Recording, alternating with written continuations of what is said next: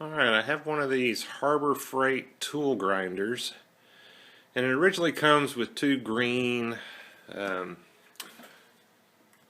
grinding wheels like this one, and I purchased this aluminum oxide one. I can't remember exactly where I got it, but I'm sure I bought the cheapest one I could find because they can be like $100 or something. So the other day I was trying to sharpen a bit on here, and the thing was bouncing around and vibrating so bad I couldn't keep the tool bit still. So I wanted to come up with a way to. I went through the machine like some of the videos online and got everything lined up and straight, but it was still bouncing around. So I got to looking at the grinding, because when I would take the wheels off, there was no vibration. So I thought, okay, the wheels have got to be out of balance. So what I did was I made a rig to balance it.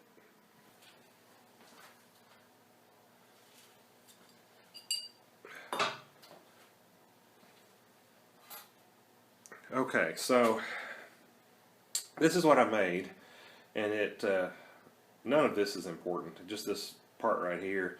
This was just a piece of scrap that I had laying around. So I turned this right here to the diameter of, this is one of the wheels taken off. It's the other green one that came with it, actually. And so I turned it to the diameter of the center here, this part right here, and then I put it on this axle. I originally thought, well, maybe it could just spin on here and balance, but there's too much friction, so it doesn't work. But anyway, I just slide it up on there like that, and it's not up there tight, but apparently it doesn't really seem to matter.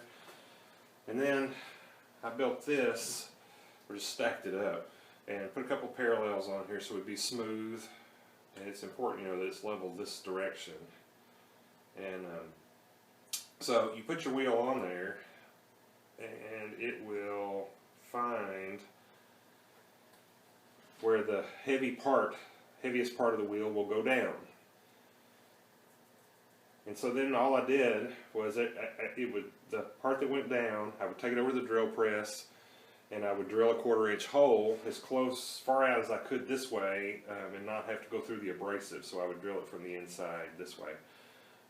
And then I'd bring it back over here and do it again. And I did that multiple times until I got it to where I could turn it any direction and it would stay put, which meant it was balanced out. So actually, the ones that, let me take you back over to the grinder.